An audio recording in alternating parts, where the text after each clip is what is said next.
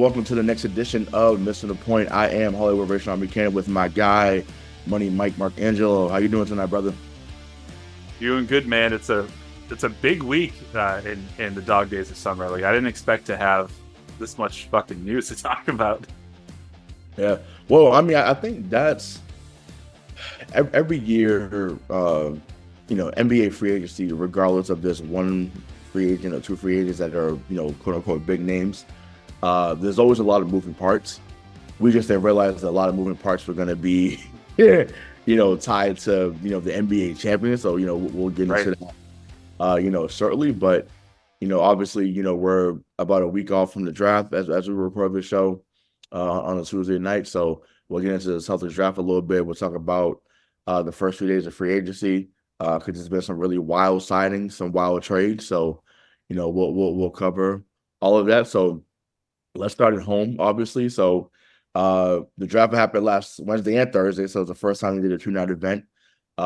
Before I get into what we picked, did you like two-night format, like how they've been doing with the NFL, or did you think they should keep it the way it's been?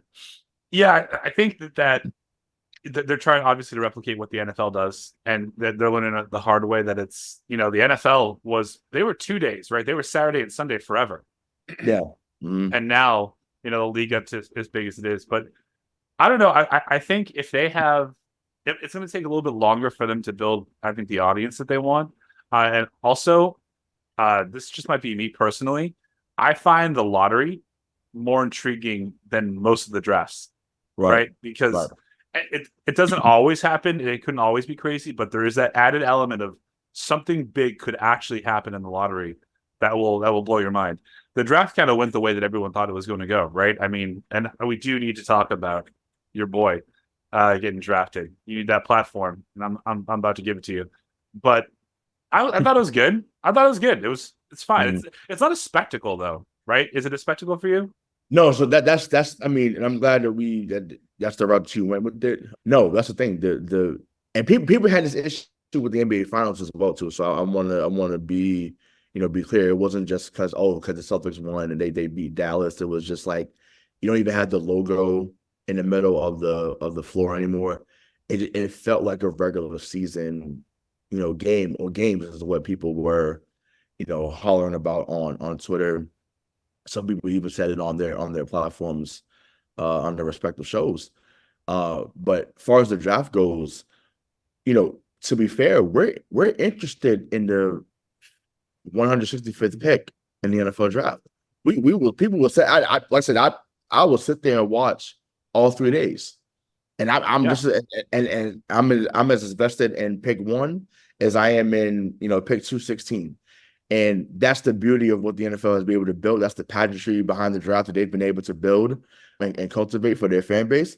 They make it a whole experience for people to come out there, when those events happen. So once again, it should be an event when you're coming to Madison Square Garden to get drafted. It should be. Yeah. Yeah. Yes, I get it. I get it that the Knicks haven't won in a million years, but that had nothing to do with it. Like, once again, you're in the world's most famous arena. Excuse me, that should always be a draw. And there should always be a type of energy in there, for when those people are getting drafted. Part of it, I think, this year was because they didn't know a lot of the talent. We're in the state now that we know more women's players than we do men, unless you're a hardcore fan of both games. And that's okay, right? Like, we've seen the growth of the women's game, and we talked about it on this show. Other shows have beat that down to the ground. But it's a lot of things that go into it. But like I said, the pageantry of it all has to be a lot better. So I would love, no, they'll never do this, but I would love if on draft night, the top or the top 5 picks, they had their lottery ball fall an hour before the pick. So then, you have to turn in. It's not like 2 weeks before and you figure out who you're going to be drafting. It's like, now we don't know who's going to be drafting 5, 4, 3, 2, and 1. You're going to have to find that out tonight. And then, that's when it happens. Because I think that will add some intrigue. Or, if they do the in-season tournament and they want to make some actual stakes to it, you can either say that the winner of that tournament gets a few extra ping pong balls in the lottery. But I mean, no, right, and that's where. Yeah, I think we talked about that before. When we did the show earlier this season. We had said, maybe getting number one pick, but I think I and once again, there was no James Worthy in this draft, so I want to be clear. Once again, there could be, but in this moment, the Right. name wise, there was no James Worthy. Could you imagine, if there was that type of player, the Lakers had won the in-season tournament, and then they got that type of player to end out LeBron James' career? Like fans would have had the gymnastics that people would have been doing online would have been unbelievable. You thought Bronny was an issue? Oh baby, it would have been it would have been a problem. Like say if Alex Sarr had went to LA, and once again Alex Sarr may be a fine player, but he's projected not. I don't know what he's projected to be NBA wise, but I can only imagine if he was like the guy coming out, they'd be like, "Oh my God! Like how did you let LeBron James get Alex Sarr? Like that's just like I just it's not fair, to still love a Triple H. Me and my buddy Mark, we're just gonna go home. We're not gonna watch anymore. Like and that's just like that's exactly, I do love your whiny white boy impersonation. yeah, That's just it's ridiculous. So but that's what it would have been. But yeah, that is a nice little added intrigue if they were able to do it that way. But one thing that you mentioned before we get to who the Celtics picked, because you mentioned it, how the courts for the finals look like a regular season game. Mm-hmm. They should do a version of what they do for the in-season tournament for the finals. Like literally the out of bounds should just be like NBA finals, like logo. Yep. So that you know where the fuck you are and what you're watching. Yep. I wasn't a fan of all of the court designs for the in-season tournament, but the one thing I'll admit is when you watched it, you realized you were watching something different. It wasn't just a regular season game. So they got to figure that out. Yeah, and once again, that's on Adam Silver, right? It's just like, bro, like he's been around a long time, so like I don't understand why they go away from him. Once again, it's there. Like you've seen the blueprint for it. Once again, Right. you were with Celtics Lakers. You were there for Pistons Lakers even in 2004. Like that symbol is once again it is synonymous with the NBA Finals. Like how do you not have at least that on the court? Once again, they do great with the celebration aspect of it. Like I thought it was awesome to see how they get that stuff together. But it's just like how do you not have that on the floor? And once again, I was there when I was setting up. It's not like they were rushed to set things up. They had plenty of time because the Celtics took care of business, and so did Dallas. They had plenty of time to get stuff out there and have media day, and they had it. So I just think next year, regardless of who's in the finals, like just make sure that you at least make that difference, because once again, a lot of fans were right on that. It was like the pageantry of the NBA Finals is no longer the same. The storylines aren't as good. The reporting has become lazy. Having 20 people on a post-game and pre-game show is ridiculous. No, I'm serious. You're setting it all on fire right now. Yeah, it is. It's insane. And I think that that's something that DK brought up before, and he's not wrong. It's like having a million people on a pre-game and post-game show doesn't make any sense, especially when half of them can't articulate a point that they would if they were just talking in a barbershop, or so they just sitting there and just looking on camera and they're just smiling, looking crazy. So but yeah, there's a lot of they need to do. So hopefully they sit down with the committee and then they make things make those differences or make those changes, excuse me, for next year. Yep, 100% agree. So let's get into it. So Celtics, they draft Baylor Schierman from not Gonzaga, that's the other guy. He went to Creighton. He got him out in the first round at number 30. Was he South Dakota State before he went to Creighton? He might have been. I didn't. Yeah, I think he transferred. Yeah, went, but yeah, it just seems to be a requirement if you get drafted out of Creighton that you are a shooter. So whether it's him, whether it was Doug McDermott, whether it was Kyle Korver back in the day, it's just like if you go there and you get drafted, you better be able to snipe it. And I like what I saw on tape. Once again, didn't follow too much Big East basketball because Big East is not what it once was when we were kids. Like it's not the same, obviously. But I was encouraged by his tape. I don't love his athleticism, but once again, he can shoot it, and I'm excited to see how they use him. And then at pick 54, they got Anton Watson out of Gonzaga. So he was more of a big guy. I think averaged 15-8 or 14-7 last year. But just your initial thoughts on those picks, and just how do you see them being additions to the team, not just for next year, but in the future. Yeah, I mean, I think the Schierman pick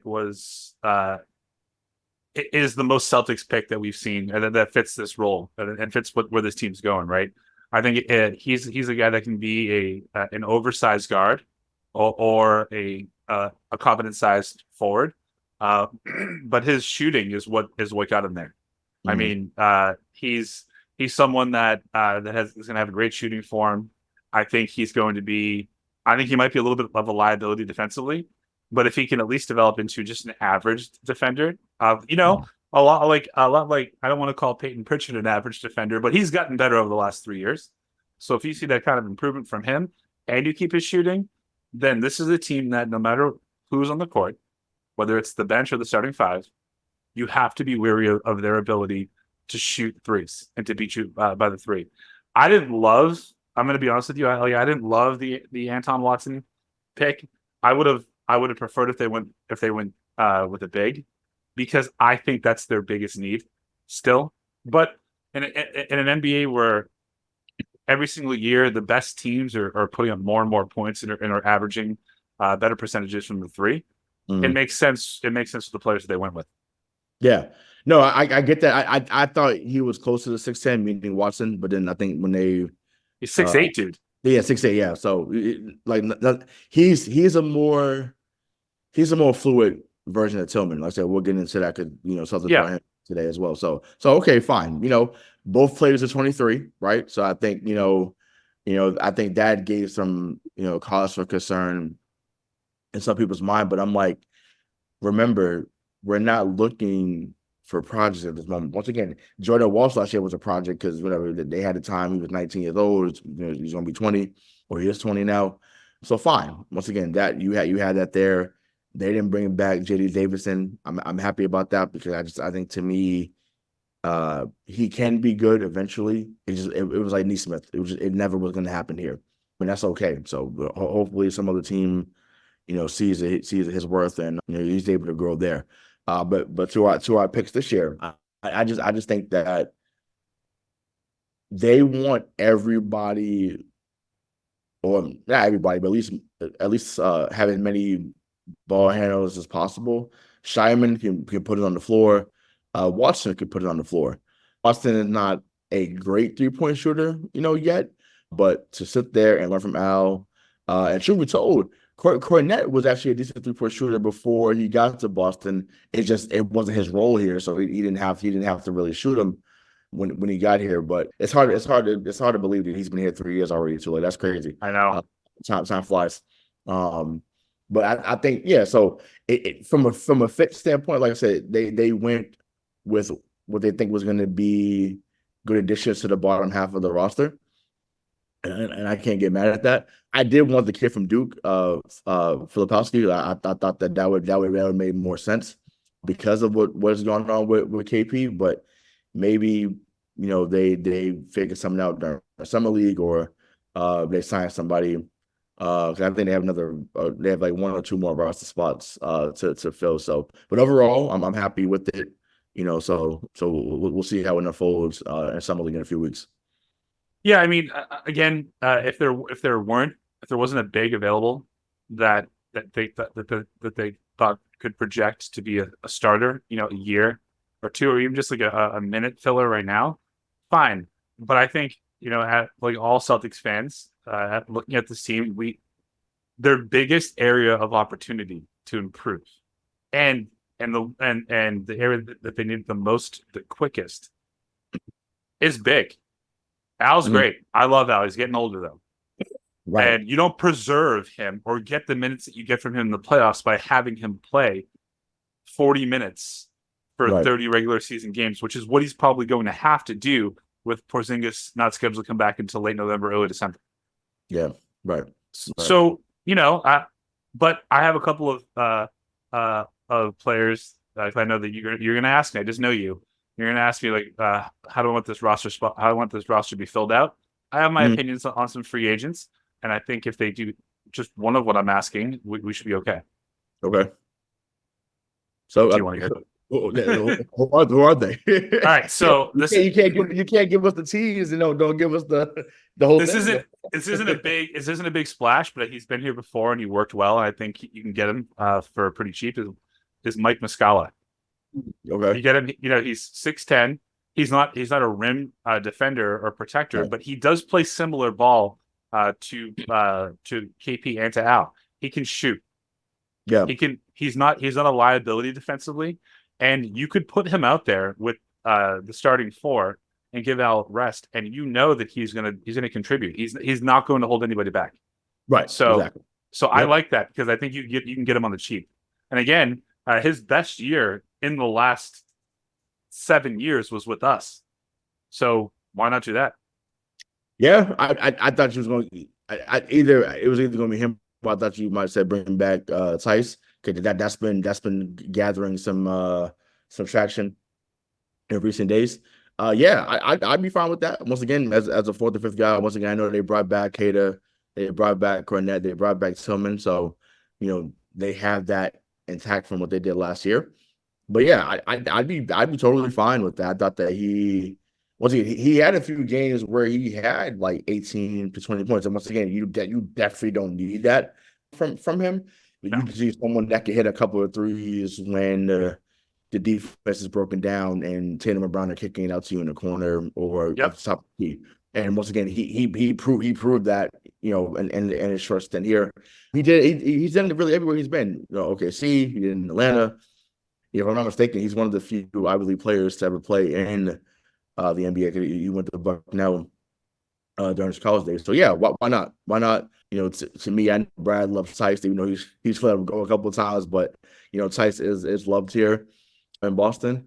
I know Marcus Morris is still someone who's a free agent as well, so I don't know if that's something. I know him and Tatum are real tight. I don't know how he would be with JB and the others are still here, but I know him and Tatum are real tight. So that is an option. And once again, I didn't think that he still had it in him, because when he did a game 5 against us in the finals, scoring 20-25, I was like, where was this? Well, I won't say where was this. He did have those moments in Boston, but I was like, whoa, we haven't seen that in a little while. So to me, he's another potential option if that was the case. I seen wild takes in about DeRozan signing here on the vet minimum. I was like, the NBA would not allow that. That would be fucking wild. Yeah, doubt the day. Like the NBA, you thought Chris Paul got blocked. There is no way.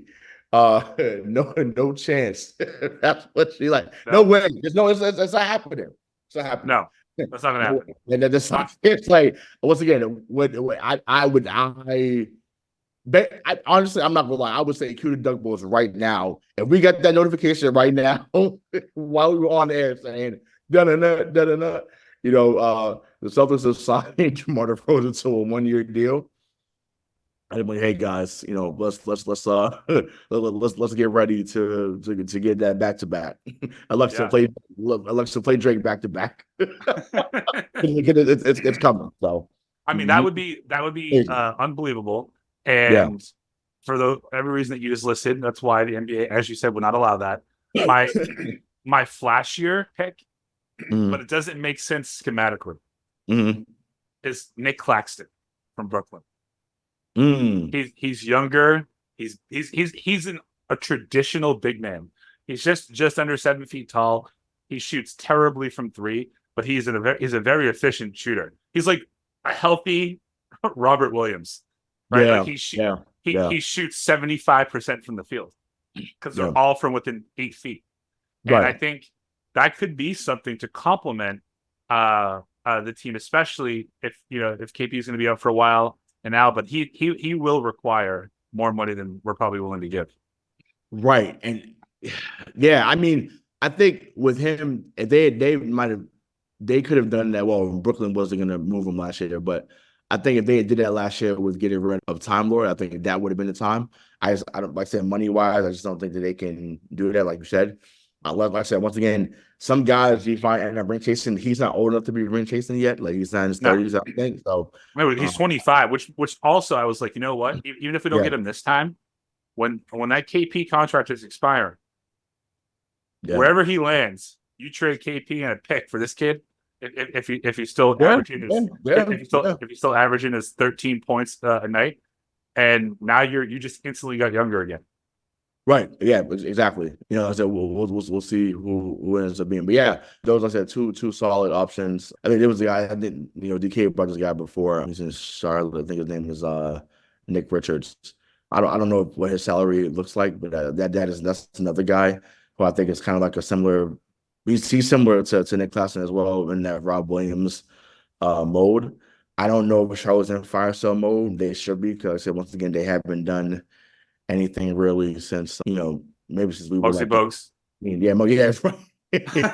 Yeah, yeah. On a side note, shout out to Kemba Walker, who's one of the greatest players in Charlotte history. Obviously, he played up here in Boston for a couple of years on a 12-year career, four-time All-Star. Wish it could have worked out differently for you here because you had the great attitude, you had the mentality to play here. Your body failed you, but you had some good moments here. You were an All-Star here. One hell of a career.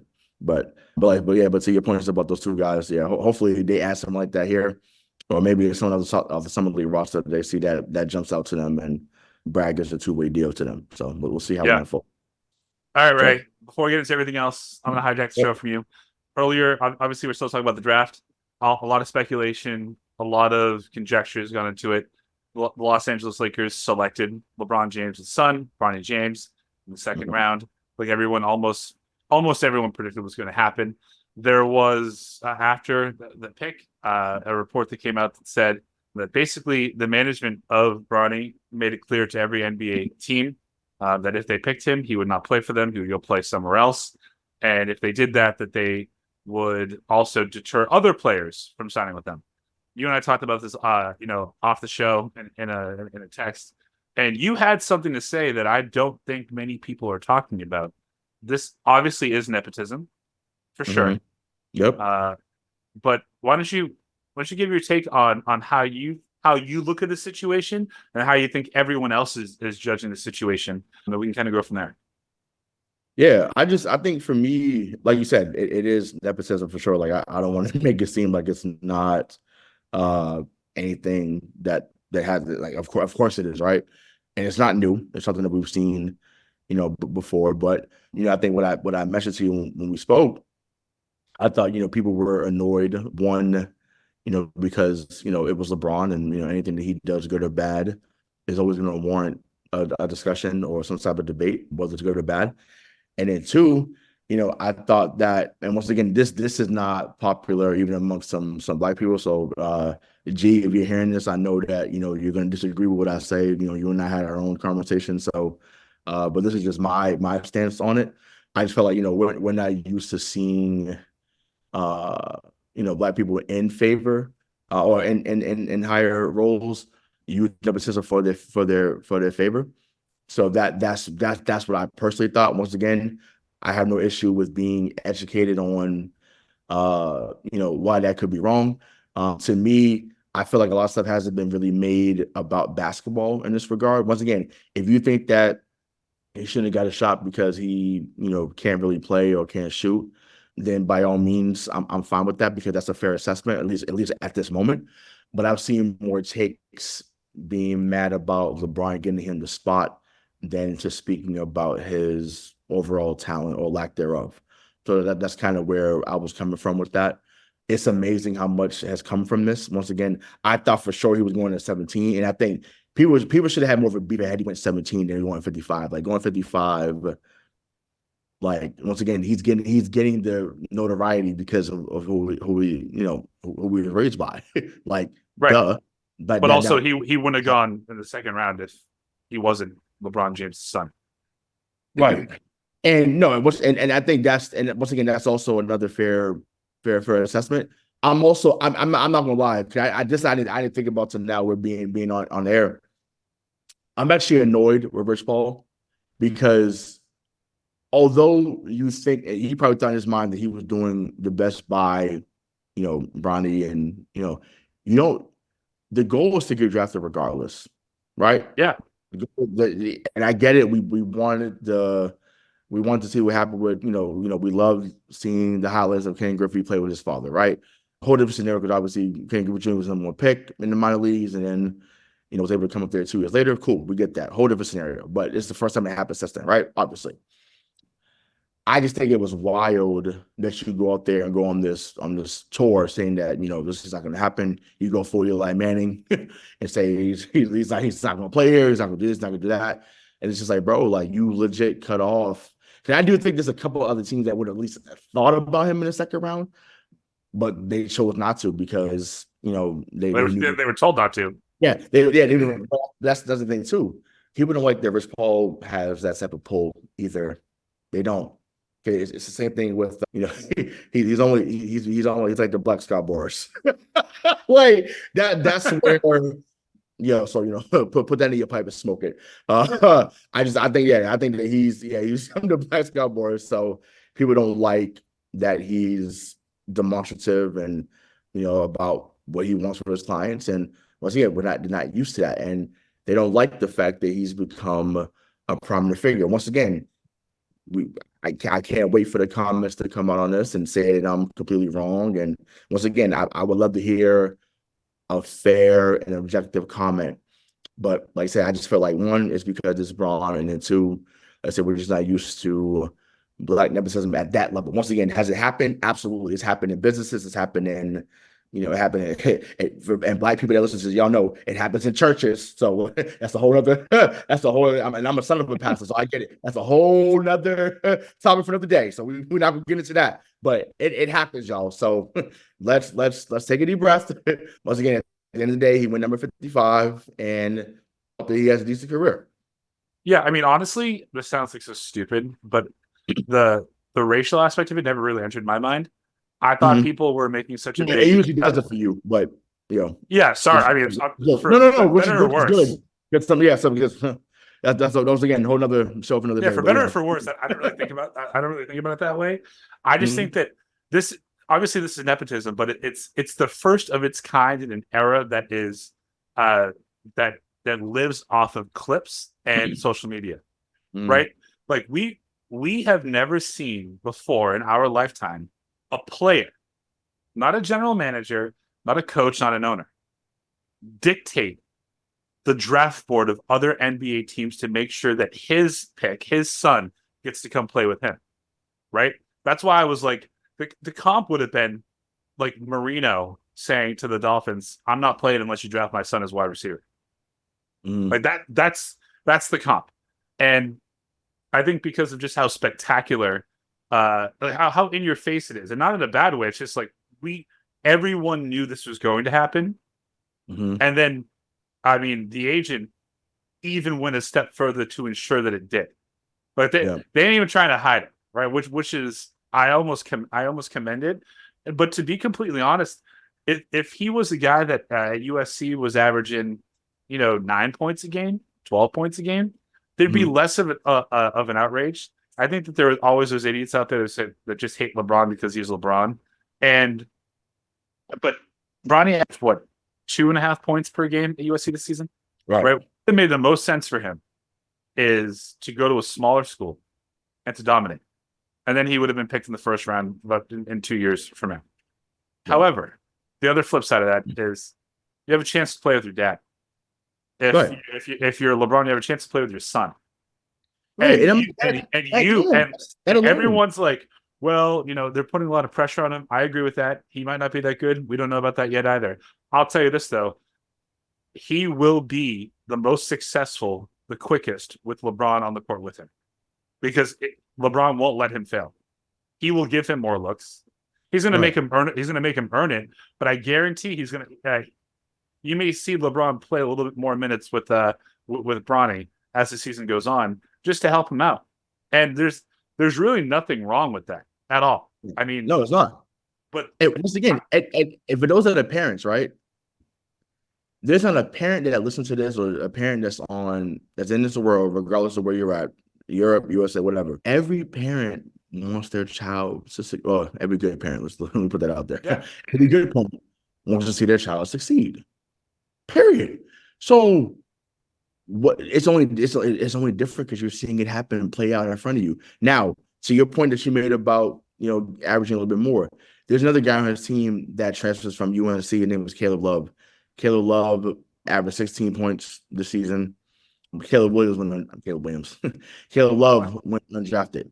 Was basically told to come back next year because he wasn't going to get drafted. Now, as a UNC guy, because he was at UNC first, I thought that was crazy because I seen Caleb Love dominate some of the current players that was in this draft now go crazy. So once again, if you're making the basketball argument, I got you.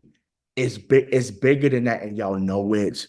That's what's killing. It's like this was strictly a business move, and y'all know that. Y'all know it was a business move. And once again, we may not see. Well, I mean, unless the other brother comes up in a couple of years, and everybody is so horny to talk about how Bryce, that's the one. Bryce is going to be Bryce is going to be better than Bronny. Okay, let's see how that plays out. Let's see. Because he is bigger. He's 6'5". He got bronze height. So he got bronze height. Bronny's more athletic than Bryce right now, anyways. And he can jump, dude. Like he can jump. He can jump. And then but Bryce, out the three of them, by far is the best shooter. Like and we're gonna see that soon. If you watch the video, I think it was the other day, they was out there working out in New York. Bryce is a knockdown shooter. So that's his game is gonna look a lot different than both of them when he gets to that level. So, and I don't know. I just think people think that it's being handed to him, but I'm like, a lot of y'all that are complaining about it have had stuff handed to you your whole lives. You're just mad that once again that is being put out there in public. Him being a 55th pick does nothing for anybody. Like it doesn't ruin a play. It doesn't ruin anyone's life. I think, listen, it has been overblown, and once again, it's been overblown because of who he is. That plain and simple. But once again, I get the Caleb Love argument. You're not wrong for those that felt that way. So G, I know that was you and many others. But once again, I wish y'all kept it in basketball. But y'all, a lot of y'all. The other argument that I would make about this that is basketball related is that for a team that needs a lot, right? They seem to be placating to a guy that only has maybe 2 to 3 years left, and I think he's still going to be top 15 in the league. It's LeBron James, right? But this is to make him feel better about coming back to LA, even though he's going to opt out of his contract now to hopefully get more money for the Lakers to go after somebody else and come back. But it just looks like first time head coach. This guy's never coached a pickup basketball game in JJ Redick. Now telling the media, we drafted Bronny for his ability. Yeah. No, that's not what you say. What you should say is, out of all the players available, we believe that with what we currently have, Bronny will excel better in LA than anywhere else. Because we have a guy on this team that won't let him fail. Right. He won't. Right.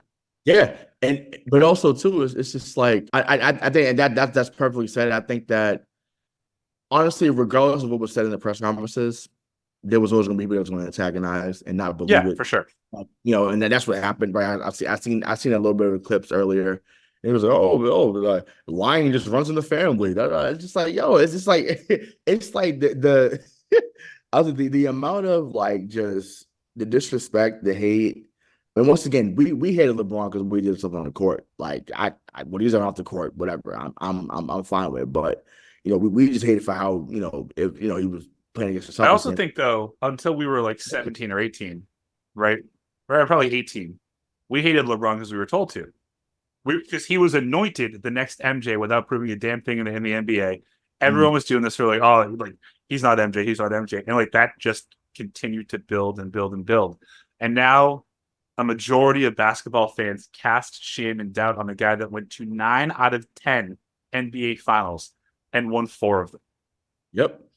But even, I mean, and even though I have poked my fun at him after this moment I'm about to bring up, but there wasn't really any doubt in my mind about the player he was going to become after that Detroit series, so before LeBron James.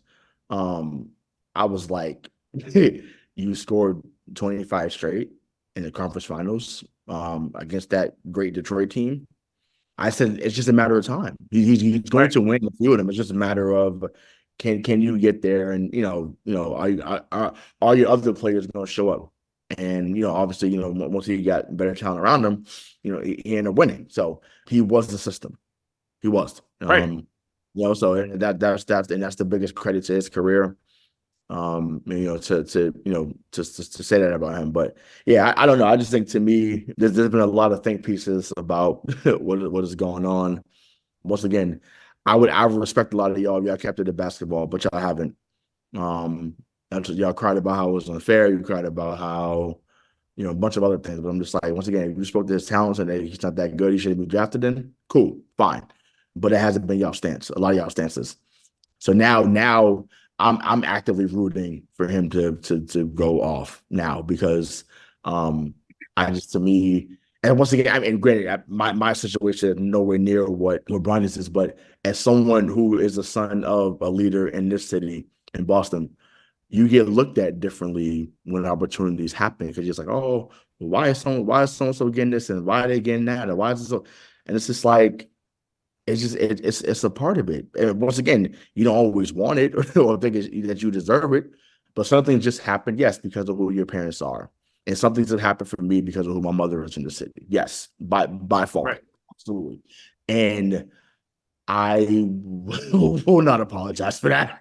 Like, I won't, like, because even when I'm sitting here right now, this apartment was helped because of it. So I'm fine with receiving the help. I am. And once again, when this podcast becomes what we know it's going to be, and when we all have our children, you damn right. If we can pass it down to them and they can benefit off us, you damn right I'm doing it. Care about who's been working for 20 years, and you think I'm not gonna help with my son or daughter, or your son or daughter, or what, or DK? Are you crazy? What? I'm absolutely. Y'all would be first in fucking line. Yep. I said it. So you hear me? I'm defending. Well, leave no doubt, right? Leave no doubt. When we all have children, and this Mission Applied Junior Edition, you think I'm not putting them on? Are you crazy? I'm absolutely putting them on. Well, they didn't do what you did, Rayshawn. They didn't do what you did, Mike. They didn't do what you did, Craig. Who cares? They saw the blueprint. Now they're about to take over, and they're going to dominate too. So that's how I see it. Yep. I don't have to be fair. We're just gonna make it happen. So that's how I see it. So can't follow that. You can take the show back now. Yeah. So let's get into. Well, actually, before we get into free agency, we skip past this, because we talked about the Celtics draft. We talked about them bringing back the pieces. So Tillman got re-signed, Tatum got re-signed, or not re-signed, he got extended. But Tillman got re-signed, Cornette, Tillman, D. White also got his extension as well. But that became a footnote to what we found out, and I was like, wow. So after the 22 years of majority ownership, Wyc Grousbeck, who by far has become the best owner in the city, he chose, or he's making the choice to sell his stake in the team. So just I know my thoughts. What were your thoughts as that unfolded? Because I thought it was a joke, but just what were Me too. What was your thoughts as that news broke yesterday? Yeah, I honestly couldn't believe it. It was not what I was expecting. I think I would have expected every ownership team in Boston to come across that alert from ESPN before Wick. And that has a lot to do with the way that Wick has talked about the Celtics over the last not just couple of weeks, with his appearance on Paul Pierce's podcast, which, by the way, I do think Paul Pierce has insider information, because what would lead him to ask flat out if he's going to sell it, and force Wick to deny that it's not for sale, right? But Wick's been talking about, we don't think about money, we get paid in banners, and I believed him. I'm talking to you as a fan now, right? As a fan, you always want what we had out of Wick and this ownership team. 22 years as an owner, 19 seasons as in the playoffs, 4 finals appearances, 2 championships. Yes. Like you are a perennial contender, and since 2007, they have spent money to get better. And even when it was hard, even after KG and Paul and Ray and all of them left, they made it so that they put a compelling basketball team on the court, and they did. And this team, Celtic fans have come back alive under this ownership.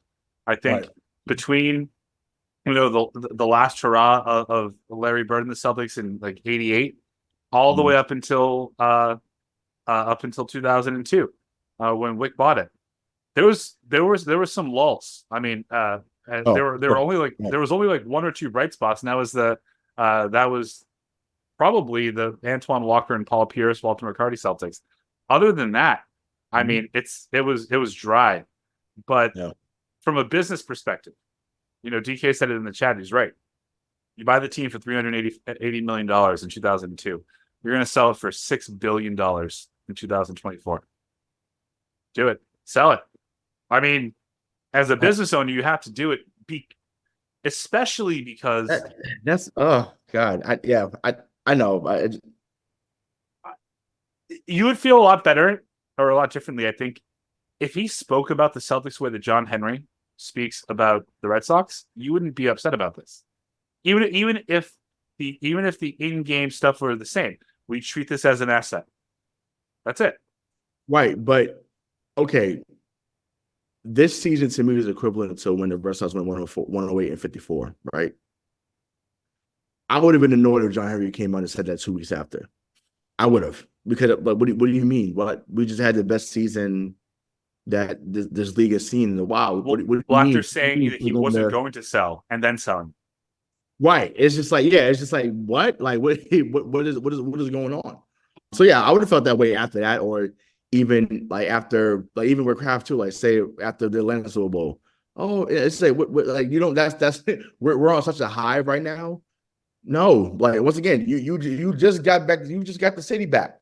It's you got the keys to the car. You got it, bro. Like you're number one. And that's it's what not you sell.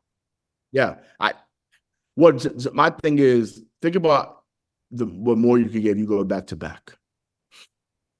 Think about that. You go back to back, you get even more. Well, but I think, and I don't know this. Or it's just not their own possibility. Or I'm going real big picture thinking here. You fuck around and you 3-peat. Oh my, you fuck around and 3-peat. Could you imagine? I'm just saying, because to me, I get it. Maybe it was all about Ben 18. He was like, I'm cool, but I'm like to get 19 to 20. I think to me, I don't know. To me would listen. I would cement it even further, in my opinion. I'm 100% with you on that, but he must now. I'm mad about the way in which he went about talking about the team before he sold it or put up for sale.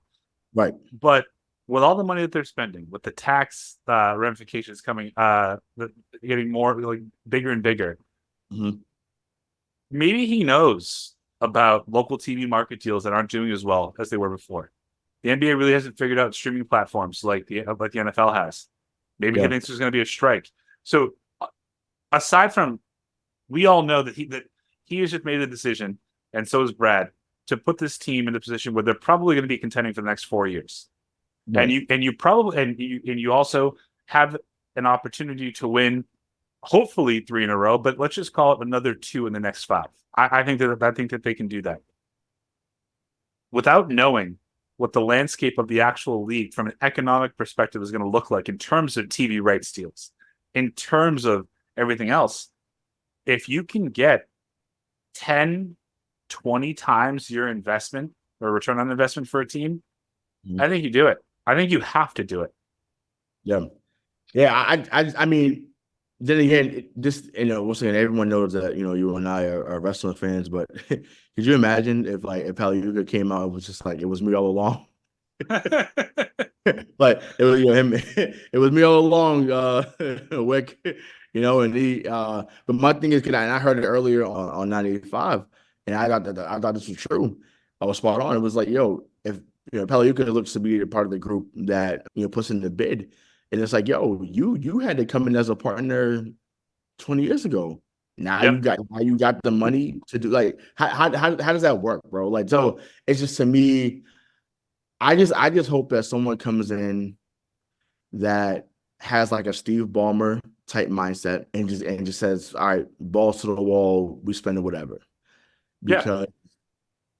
Because this is too important of a franchise in the NBA to go back to purgatory after this run. I'm not as pessimistic about the aftermath of this because I think if Pellucci wants to stay, he's going to have more money to invest into the Celtics just because of his initial investment anyway, and now what they're worth. So he can have more of a stake. It also raises the question and promotes the ability. Maybe Wick was sick of paying rent to Jeremy Jacobs, and now maybe an ownership group comes in and actually wants to build their own Celtics arena.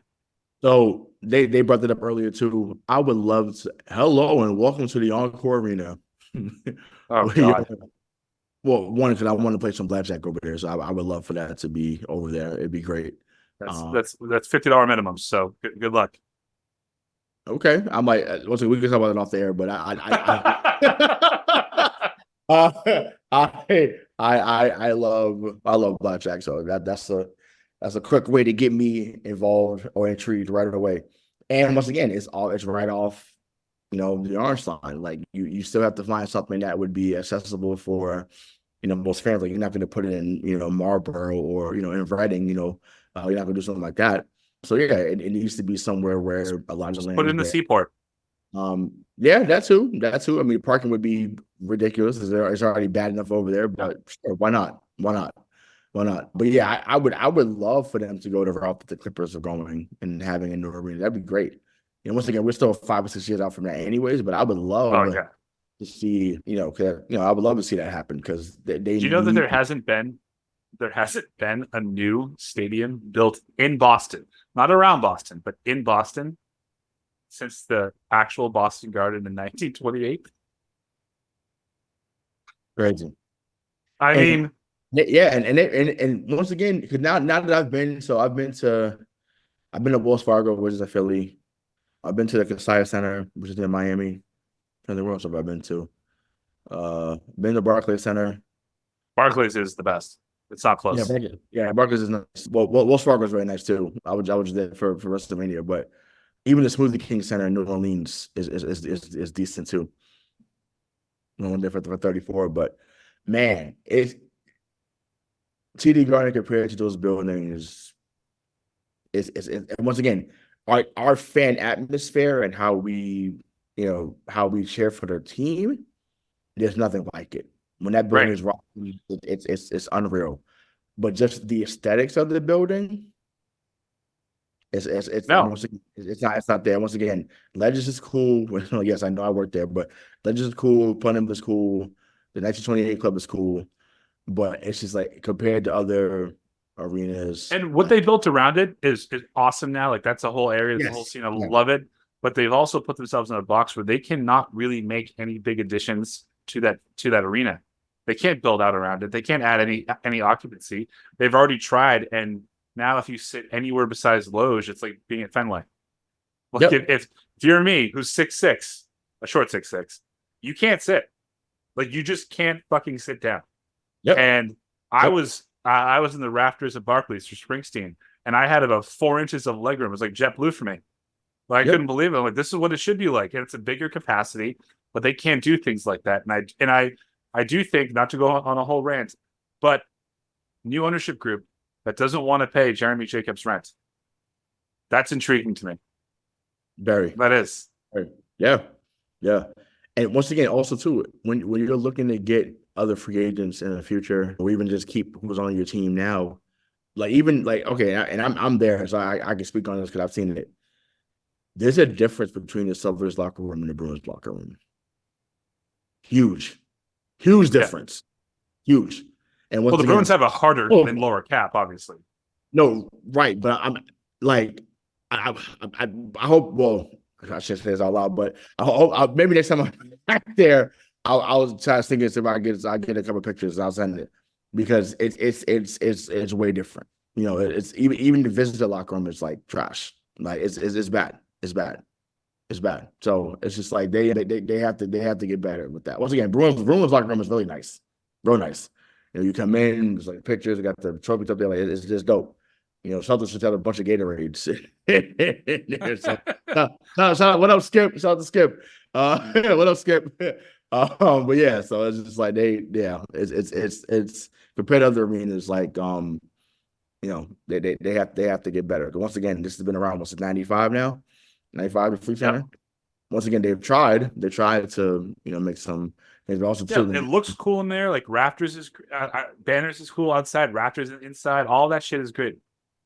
But they've added over the last 4 years an additional 2,000 seats, and if you don't sit in the loge, you can feel it. Like you know it. Yeah. It does. You like you can't sit down. I mean, I'm sorry to say that again, but like you can't. Yeah. And the newer arenas are just. This arena is only 29 years old, right? So whatever. And I also don't count the fact that I don't count this as a new arena because it was literally built in the parking lot of the old Boston Garden. So they haven't built a whole new structure in a whole new area in Boston since I want to say 1920, 1928 still, right? Yeah. You just need to have better seating. Yep. It doesn't matter if you have 20,000 people in there. If you make it sound like you have 20,000 people in there and you only have 16, who the fuck cares? Yeah. Yeah. No, I totally agree. Once again, even like I said, I was in the balcony at Wells Fargo, and like I said, I had space in there. I had space in Wells Fargo. And that place is I think it's only 18 months or 2 years newer, right? Yeah, but I'm like, That used to be the first Union Center in Philly. How it is out there in Philly, it's so you have, and this is for those that's watching on YouTube, but you know, so sorry for those that are listening to it on the audio, but it's like you got it's you know the Wells Fargo was like here, then like 100 feet you got so this is Bay Park, which well it may not be that called anymore, but that's where Phillies play, and then right behind that you got Lincoln Financial, so they have all that space there, and it's like you're not running into anything different. And it's just like once again, it's like from you don't feel like anyone's on top of you. Right. Even at Lincoln Financial, like yeah, it's open ended, but it's just like, you know, unless you're sitting way up, that's where you feel cramped. But other than that, like I didn't feel like I felt like I could breathe in, you know, that stadium. So that to me that matters. So Yeah. but like you said, the entry from there that's accurate. I hope that they figure that out. So whether it's for Paliuka, whether it's you know someone that's part of the win group, but once again, I want to be clear, and you know, we said this in the chat, people said online, it can absolutely be it can absolutely not go to Fenway Sports Group. If it does, I'm out. Like I can't. Like I would start rooting for the team. I can't. I cannot do a John Henry led ownership team. I mean, John Henry likes to get 4 championships in 20 years. So, well, this team can get a three-peat if possible. So imagine he buys them and they win 3 in a row, or they win 2 more in a row. That you know what's funny that probably would change his out his. Of course it would. He would match Kraft for bringing 6 titles to Boston. Yeah. So, but either way, I can't. I can't accept him being at the. Who would you rather, Jeremy Jacobs or John Henry?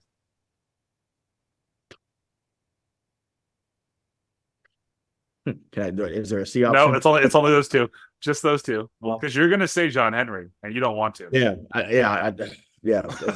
It's Robert Kraft. You don't even mean that. I don't right now because he pissing me the fuck off. So yeah, I'm gonna say something crazy about him too, but I'm gonna relax. Don't do All right, that. but yeah, I'm That's not. right. Yeah, I want. Yep, I want to keep this train going. All right, so NBA free agency.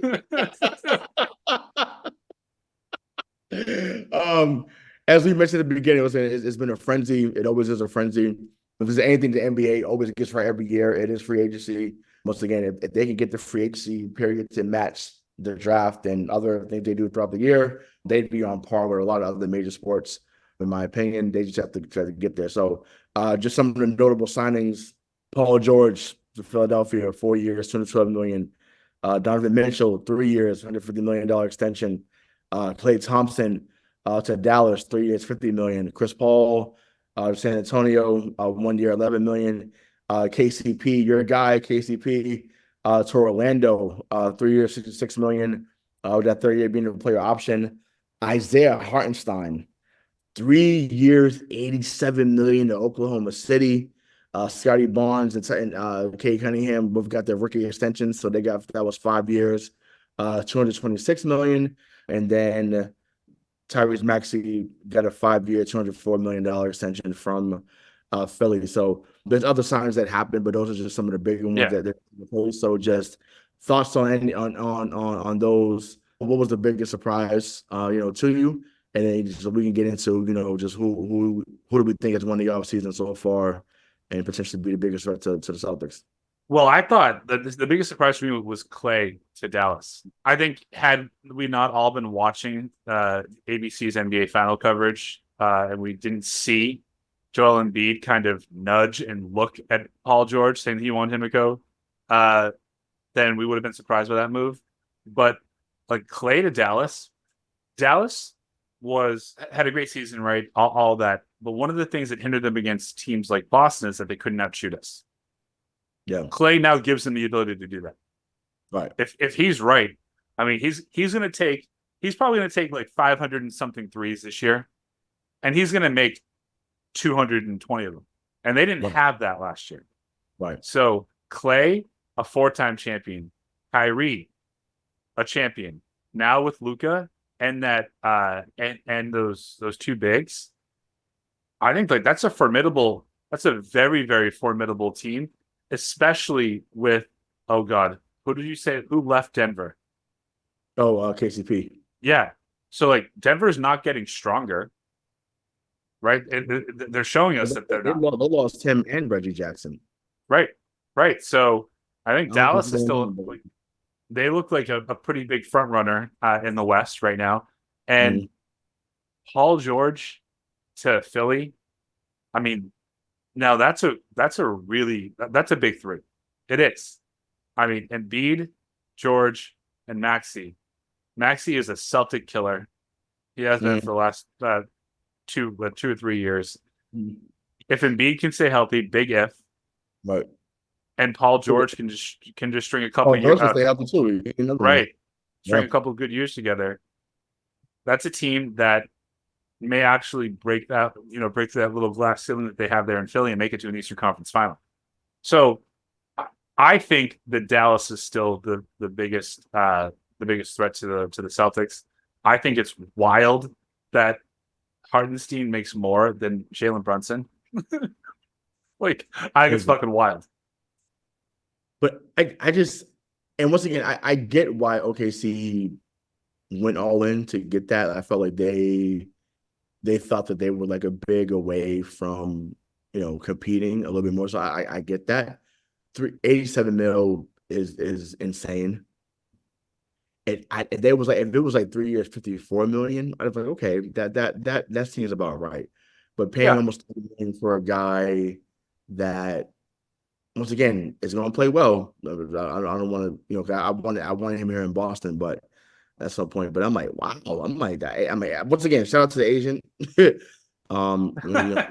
agent got him the money, but I'm like, wow, bro. My dad, I was like 87 mil. When I saw that, I was like, woof. I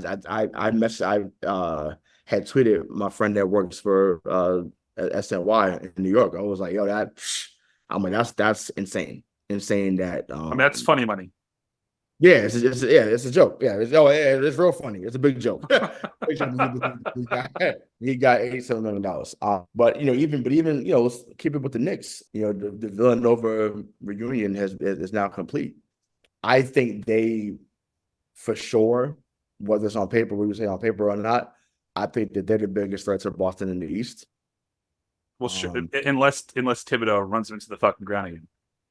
Well, I mean, the thing about Mikal Bridges, he's like Tatum.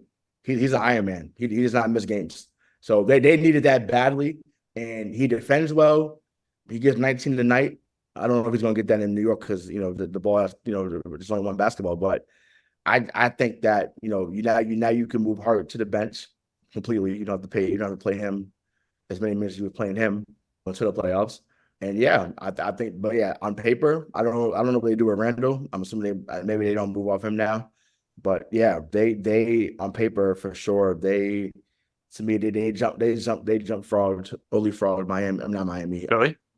No, not Milwaukee. Philly, Milwaukee as well. Milwaukee, they leapfrogged them. Are you surprised that James still in Milwaukee? Yes, yeah. I thought that he would say, "Hey, we tried it for a year, it didn't work." But also, I think too, this era, they look at what's the word? They look at their legacy a little bit more. So I feel like Dame knew how soft it would look if he came out after a year and it didn't work and he lost in the first round to say, get me out of here.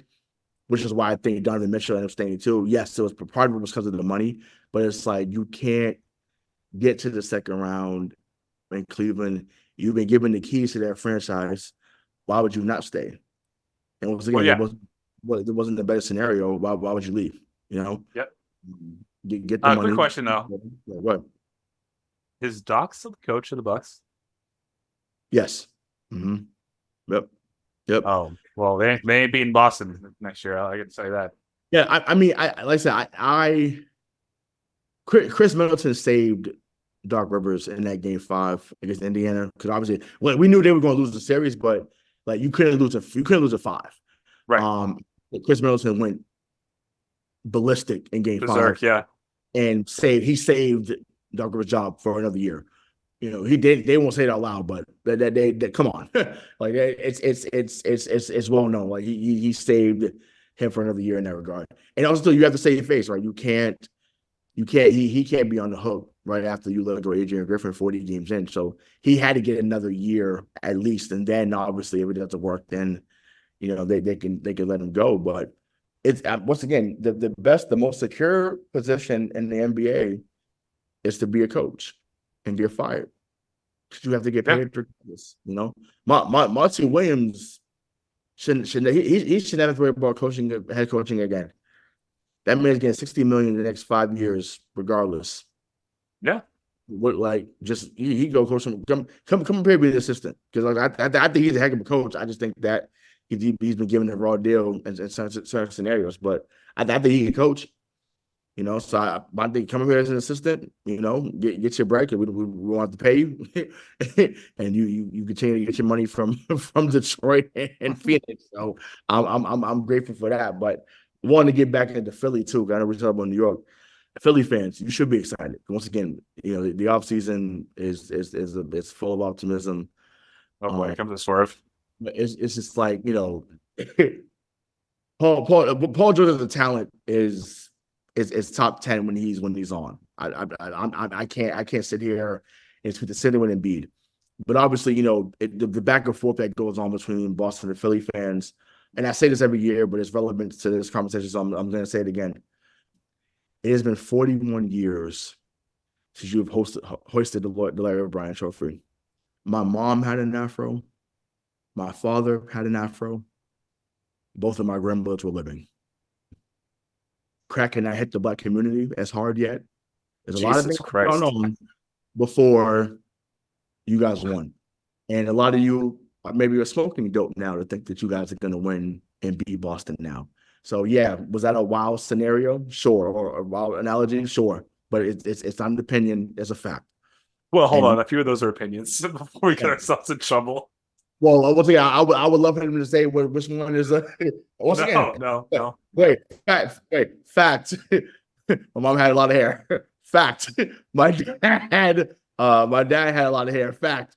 The other one, we can say opinion, but once again, if we want to get political, we know what happened in the community. But like I said, we'll leave it at that. But once again, 41 years is 41 years, and I just don't see why it'd be any different now. Once again, you guys have had great teams. It's not like it's been, complete purgatory.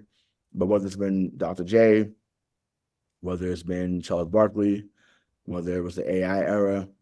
Yeah, but AI and who? Right. Well, I mean, to the casual fan, nobody. Right. But that team that lost in the finals had the MVP. They had the MVP. They had the Sixth Man of the Year. They had Defensive Player of the Year. They just ran into the best duo of that era. So, but once again, and that because I know who I'm on the air with, if we had all that on this particular team, the MVP, the Sixth Man, the Defensive Player of the Year, and we've had all that recently, just in different years. We have it all at the same time. They had it all at the same time, and lost. Oh.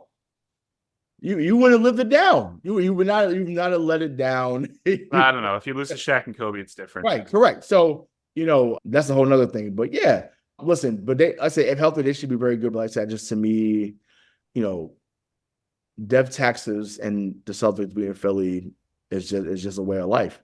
And it just hasn't mattered. Like it has not mattered. So I want to be prepared, when we do a show in December or in January when they play. And people get hyped because the Philadelphia won 110 to 105 in a regular season game. Great.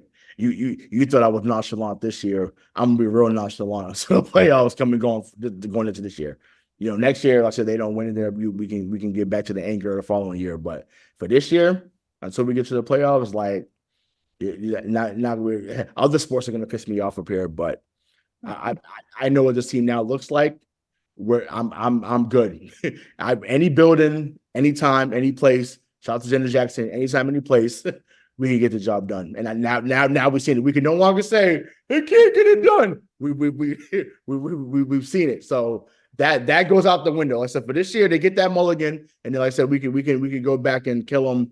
If they don't win it next year. But for this season. Like I said, this season coming, they get that mulligan. So, and any other words on any other signings, or who else could be a threat in the East to Boston? I was gonna say give my opinion, but I don't really think I could follow.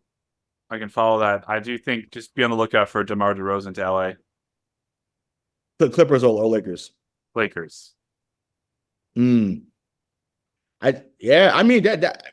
Well, they wanted that a few years ago. LeBron wants it now. That's why he opted out and he's restructuring. But for a 35-year-old DeRozan, and once again, to me, and I'm only saying that because of the money that he would get in LA. I'm not saying because as a player, he's awesome, right?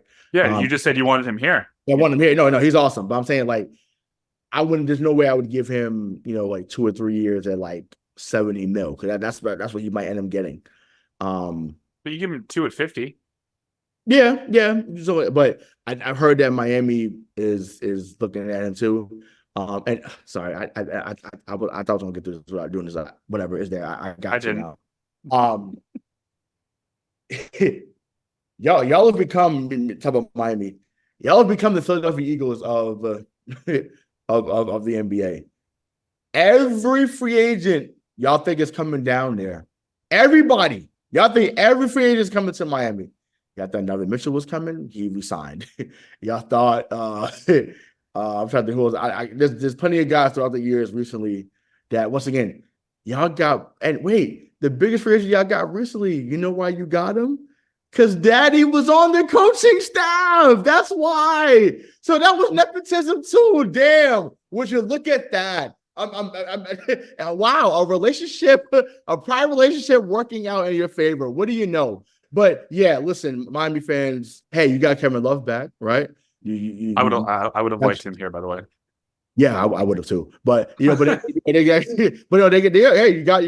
Kevin Love back. You did resign Bam. I forgot to bring that up. You did resign Bam 3 years, $166 million. So He seems to be the next cornerstone guy there. Cool. You still got Jimmy Buckets, Jimmy G Buckets Island. Come get some, right? You know, because once again, y'all keep holding on to people there, put him in the over. I'm like, been the eighth seed or close to the eighth seed the last two or 3 years, you know. And when you guys were the 1 seed, the team, we went to the finals and you're building. Once again, not an opinion, it's a fact. So y'all be just y'all building, we be showing y'all building too. So I just don't get the I don't get the trolling that some of y'all do.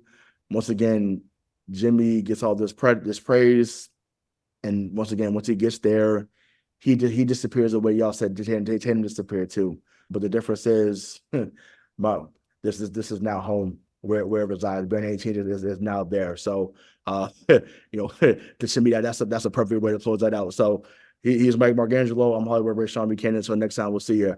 Peace.